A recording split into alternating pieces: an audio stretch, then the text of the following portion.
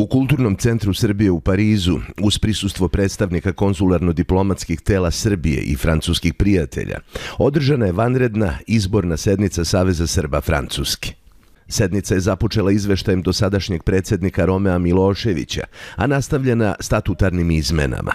Među ostalima su produženje mandata sa 2 na 3 godine, kao i obaveza da članovi predsjedništva ne smeju biti osuđivani. Predsjedništvo čini 14 članova, mlađi su nego ranije, a novost je što u predstavništvu postoji i francuski član koji najavljuje sasvim drugačiji odnos sa institucijama u Francuskoj i Srbiji. Ne razumijem zašto u Ministarstvu kulture, prosvete u Srbiji nema jedan čovjek koji je specijalizovan na detektiranje u Francuskoj, u Nemačkoj, u Americi tih mladi ljudi koji imaju potencijal.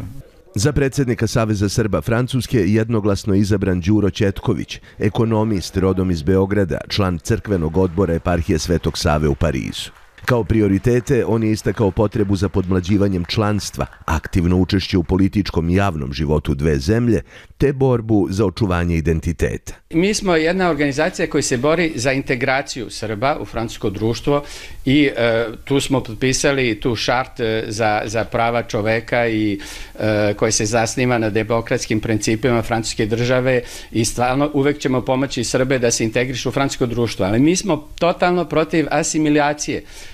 Mi se borimo protiv asimilacije, ali kako se borimo protiv asimilacije? Tako što čuvamo naš jezik, što čuvamo našu ćirilicu, što čuvamo našu kulturu, što čuvamo našu crkvu.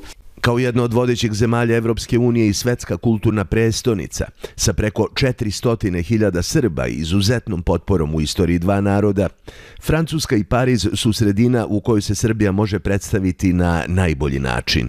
Odgovornost Saveza Srba Francuske je tim veće.